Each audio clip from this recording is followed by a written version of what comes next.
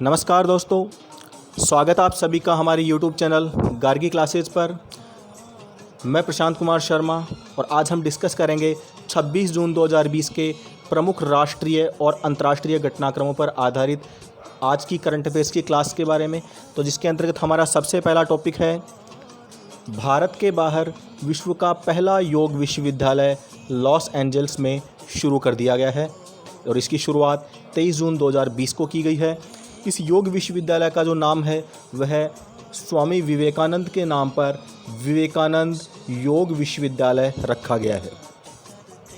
इस विश्वविद्यालय को छठे अंतर्राष्ट्रीय योग दिवस के स्मरण उत्सव के एक भाग के रूप में लॉन्च किया गया है और वर्चुअल लॉन्च इवेंट का जो आयोजन है वह न्यूयॉर्क सिटी के कंसुलेट जनरल ऑफ इंडिया के अंदर किया गया था। केंद्रीय विदेश राज्य मंत्री वी मुरलीधरन और विदेशी मामलों की स्थायी समिति के अध्यक्ष पीपी चौधरी, इन दोनों ने संयुक्त रूप से इस वर्चुअल इवेंट के दौरान विवेकानंद योग विश्वविद्यालय का शुभारंभ किया। योग के प्राचीन पारंपरिक भारतीय अभ्यास पर आधारित कार्यक्रम वैज्ञानिक सिद्धांतों और आधुनिक अनुसंधान दृष्टिकोणों के संयोजन के साथ इस विश्वविद्यालय के अंदर पेश किए जाएंगे और योग आधारित उच्च शिक्षा कार्यक्रमों की पेशकश के लिए विश्वविद्यालय के लॉन्च के लिए आधिकारिक जो मान्यता है वह कैलिफोर्निया के bureau of private post secondary education से नवंबर 2019 में प्राप्त हुई थी। इसके अतिरिक्त डॉक्टर HR नागेंद्र इस विवेकानंद योग विश्वविद्यालय के पहले अध्यक्ष होंगे, जो कि स्वामी विवेकानंद योग अनुसंधान संस्थान जो बेंगलुरु के अंदर स्थित योग के अध्ययन के लिए एक डीम्ड यूनिवर्सिटी है उसके कुलपति हैं, जिसे शॉर्ट में SVYASA भी कहा जाता है। इसकी स्थापना वर्ष 2002 में की गई थी और यह भारत का पहला योग विश्वविद्यालय है। अगला पॉइंट है जम्मू और कश्मीर में देविका और पुनेजा पुल का उद्घाटन किया गया है। एक आभासी मंच के माध्यम से केंद्रीय मंत्री जितेंद्र सिंह ने BRO के द्वारा निर्मित देविका और पुनेजा पुल का उद्घाटन 24 जून 2020 को किया। जम्मू और कश्मीर के उधमपुर ज़िले के अंदर स्थित 75 लाख रुपए की लागत से बना यह जो पुल है वह आसपास के स्थानीय लोगों की 70 साल से भी ज़्यादा पुरानी जो मांग है उसे पूरा करता है। ध्यान देने की बात है कि भारतीय सेना की उत्तरी कमान का जो हेडक्वार्टर है वह उधमपुर में ही स्थित है। यातायात के मुद्दों को हल करने के अलावा यह जो पुल है वह भारतीय सेना के वाहनों और काफिले के लिए एक सहज मार्ग प्रदान करेगा और इस पुल की जो लंबाई है वह 10 मीटर है, अर्थात 10 मीटर लंबे इस पुल का निर्माण BRO के द्वारा किया गया है। दूसरा जो पुल है वह पुनेजा पुल है, जो कि जम्मू और कश्मीर के डोडा ज़िले के अंदर भद्रवाह शहर में स्थित है और इस पुल के निर्माण में 4 करोड़ रुपए की लागत आई थी और यह पुल 50 मीटर लंबा है। अब हम बात करते हैं बॉर्डर रोड ऑर्गेनाइजेशन अर्थात BRO के बारे में, जिसे सीमा सड़क संगठन भी कहा जाता है, जो भारत के सीमांत क्षेत्रों में सड़क नेटवर्क के निर्माण और प्रबंधन का कार्य करता है।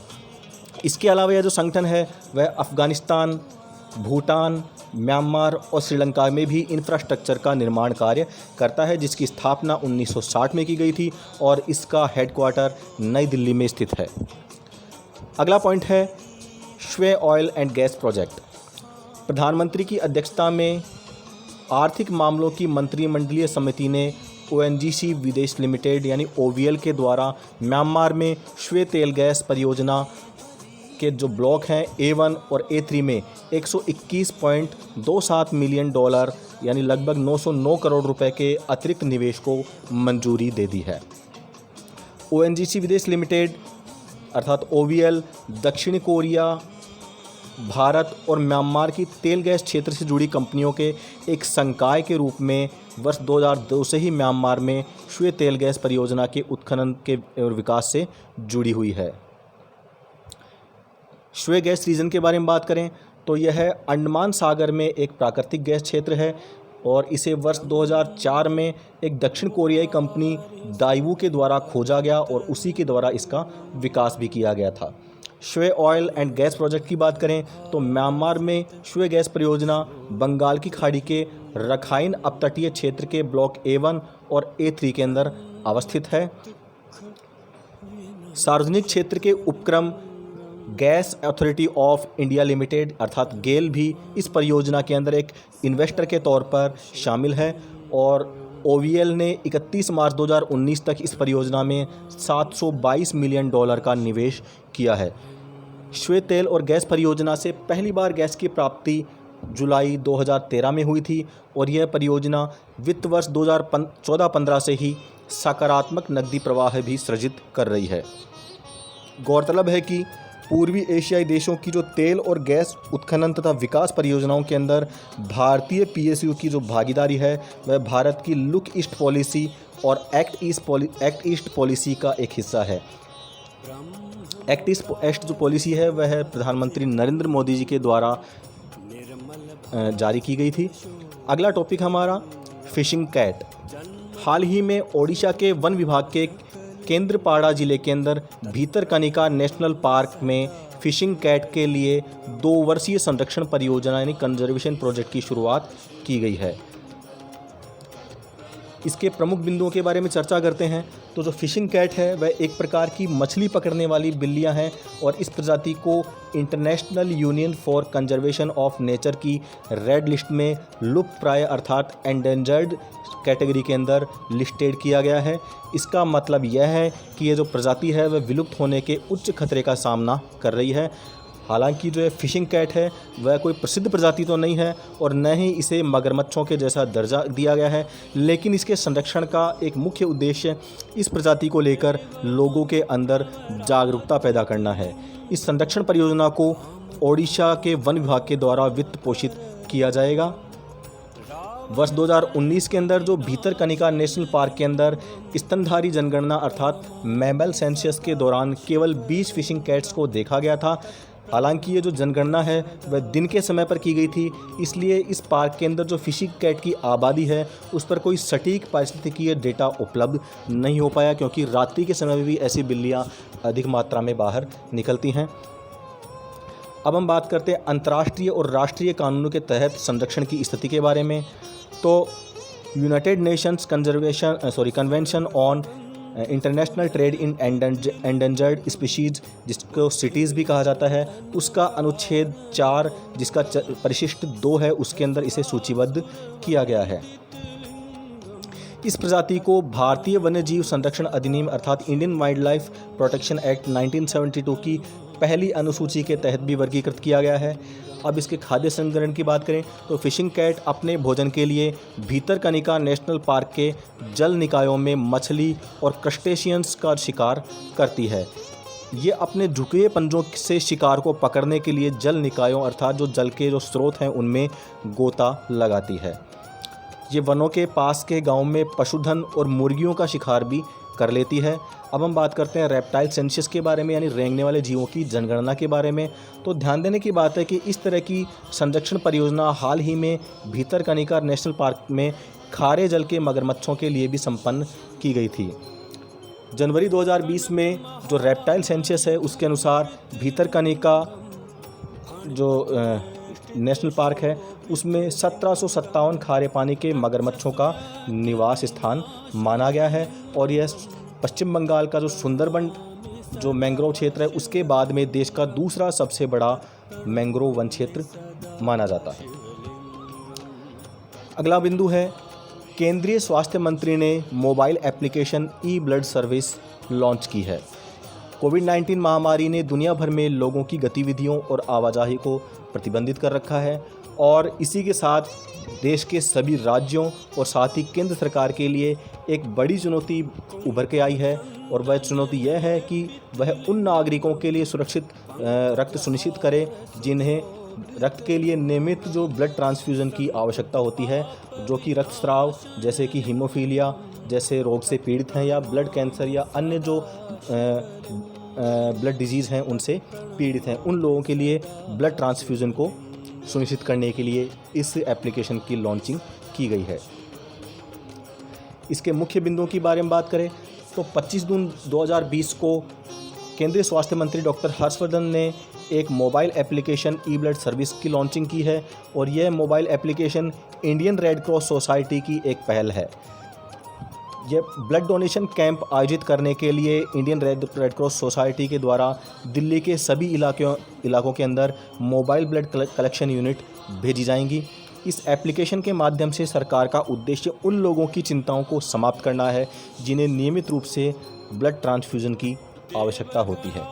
यह मोबाइल एप्लीकेशन शहर में ब्लड बैंक्स में ब्लड की उपलब्धता के बारे में जानकारी प्रदान करती है और इस एप्लीकेशन के माध्यम से एक व्यक्ति को एक बार में 4 यूनिट ब्लड के लिए ऑर्डर देने की छूट दी गई है। और इस मोबाइल एप्लीकेशन का जो इंटरफेस है वो आप अपनी स्क्रीन पर देख सकते हैं। ये उस मोबाइल एप्लीकेशन का इंटरफेस है। E blood service mobile application centre for development of advance computing, जिसे CDAC भी कहा जाता है, ई रक्त कोष की टीम के द्वारा विकसित किया गया है। अगला पॉइंट है decarbonising transport in India project. भारत सरकार के थिंक टैंक नीति आयोग ने हाल ही में इंटरनेशनल ट्रांसपोर्ट फोरम के साथ मिलकर 24 जून को decarbonising transport in India project launch किया है और यह परियोजना भारत के लिए कम कार्बन ट्रांसपोर्ट प्रणाली को बढ़ावा देना चाहती है, अर्थात जो कार्बन उत्सर्जन है उसकी मात्रा को कम करने की दिशा के अंदर एक सकारात्मक पहल से कहा जा सकता है। वर्ष 2008 से भारत ITF यानी कि इंटरनेशनल ट्रांसपोर्ट फोरम का सदस्य रहा है, जो कि परिवहन नीति के लिए एक इंटर गवर्नमेंटल ऑर्गेनाइजेशन है। यह परियोजना उभरती हुई अर्थव्यवस्थाओं में डीकार्बनाइजिंग ट्रांसपोर्ट यानी DTEE परियोजनाओं का एक हिस्सा है। अब इसमें भारत, अर्जेंटीना, अजरबैजान और मोरक्को ये देश डीकार्बनाइजिंग ट्रांसपोर्ट इन इमर्जिंग इकोनॉमीज़ के वर्तमान प्रतिभागी हैं।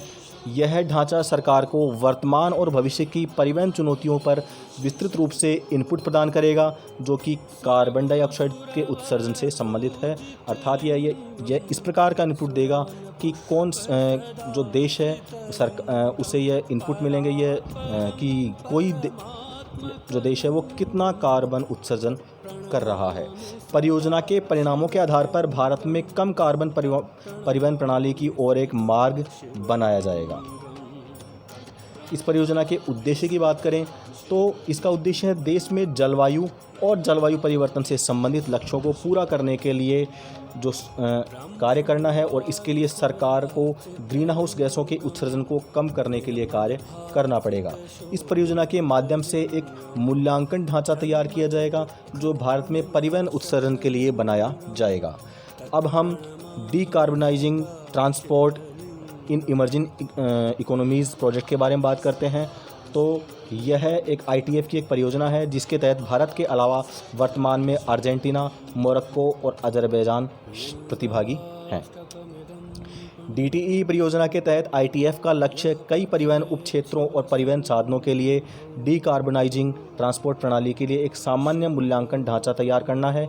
यह फ्रेमवर्क भाग लेने वाले देशों के इनपुट और डीकार्बनाइजिंग ट्रांसपोर्ट में उनके विशिष्ट मॉडल के आधार पर बनाया जाएगा। अब हम ITF के बारे में बात करते हैं तो ITF परिवहन नीति मुद्दों के लिए एक थिंक टैंक है जिसका मुख्यालय फ्रांस के पेरिस शहर में स्थित है और यह एक इंटर गवर्नमेंटल ऑर्गेनाइजेशन है। अगला बिंदु है पाकिस्तान को FATF यानी फाइनेंशियल एक्शन टास्क फोर्स की ग्रे लिस्ट में एक और विस्तार मिल गया है। फाइनेंशियल एक्शन टास्क फोर्स यानी FATF के शोधन कार्य के समूह की बैठक में पाकिस्तान फिर से एक बार ब्लैक लिस्टेड में प्रवेश करने से बच गया, अर्थात ब्लैक लिस्टेड होने से बच गया है, जबकि पाकिस्तान लगातार आतंकवादी संगठनों के खिलाफ कार्रवाई करने के अंदर असफल रहा है। FATF प्लेनरी और वर्किंग ग्रुप्स की बैठक मूल रूप से बीजिंग, जो चीन के अंदर बीजिंग शहर के अंदर आयोजित होने वाली थी, लेकिन वर्तमान में कोविड-19 वैश्विक महामारी के कारण यह वर्चुअल वीडियो कॉन्फ्रेंसिंग के माध्यम से ही आयोजित की गई थी। और वर्तमान में इस FATF की जो अध्यक्षता है वह चीन के पास में है और इसलिए यह पहले से ही बिल्कुल स्पष्ट था कि FATF प्लेनरी और वर्किंग ग्रुप की अगली बैठक तक पाकिस्तान को एक और विस्तार दिया जाएगा, क्योंकि चीन एक ऐसा देश है जो कि पाकिस्तान का सपोर्ट करता है और वह पाकिस्तान को भारत के खिलाफ एक टूल के रूप में यूज करना चाहता है और इसीलिए उसने FATF की इस जो वर्किंग कमेटी है उसके अंदर पाकिस्तान को ब्लैक लिस्टेड होने से बचाया है। अब इसके बैकग्राउंड के बारे में बात करें तो जून 2018 के अंदर अपनी प्लेनरी मीटिंग के दौरान एफएटीएफ के द्वारा दी गई 27 सूत्रीय कार्रवाई को लागू करने के अंदर पाकिस्तान के प्रदर्शन की समीक्षा जून 2020 की प्लेनरी मीट के दौरान की गई थी। पाकिस्तान को 27 पॉइंट्स एक्शन प्लान को लागू करने के लिए 1 वर्ष से अधिक का समय दिया गया, लेकिन पाकिस्तान 27 पॉइंट एक्शन में से 22 पॉइंट ऐसे थे जिन्हें लागू करने में विफल रहा है और यह अक्टूबर 2019 के अंदर एफएटीएफ की पूर्ण बैठक के दौरान सूचित किया गया था। अक्टूबर 2019 की बैठक के अंदर पाकिस्तान को फरवरी 2020 तक जितने भी बचे हुए 22 जो पॉइंट्स थे उन पर कार्रवाई बिंदुओं को लागू करने के लिए एक विस्तार दिया गया था। फरवरी 2020 में पाकिस्तान एफएटीएफ के कुल 27 पॉइंट्स एक्शंस में से 13 को लागू करने में विफल रहा था, जिसके परिणाम स्वरूप एक और विस्तार जून 2020 तक दिया गया था। अब हम बात करते हैं फाइनेंशियल एक्शन टास्क फोर्स के बारे में।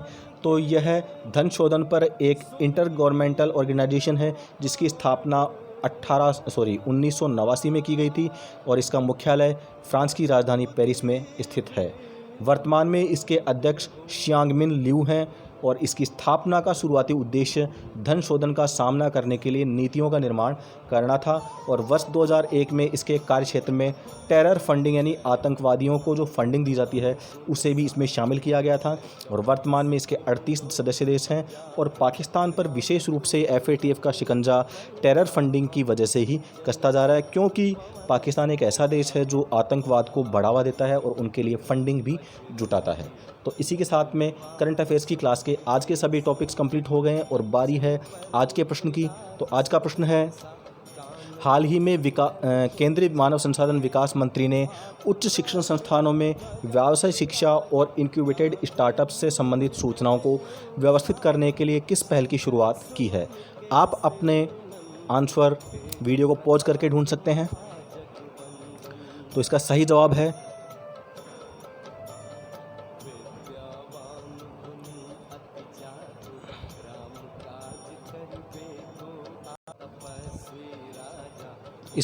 है युक्ति 2.0। युक्ति का पूरा नाम young India combating Covid with knowledge technology and innovations है। यह एक वेब पोर्टल है जिसका उद्देश्य समग्र और व्यापक तरीके से कोविड-19 से संबंधित चुनौतियों में विभिन्न आयामों को कवर करना है। इससे संबंधित और अधिक डिटेल्स आपको हमारी कल की क्लास की वीडियो में मिल जाएंगी।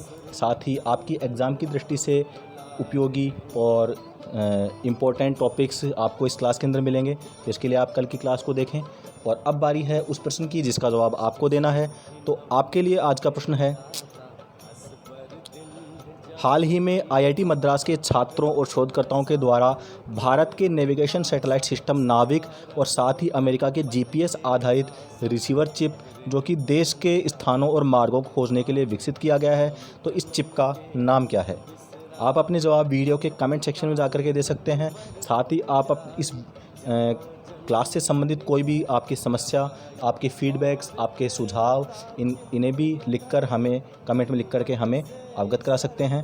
Thank you.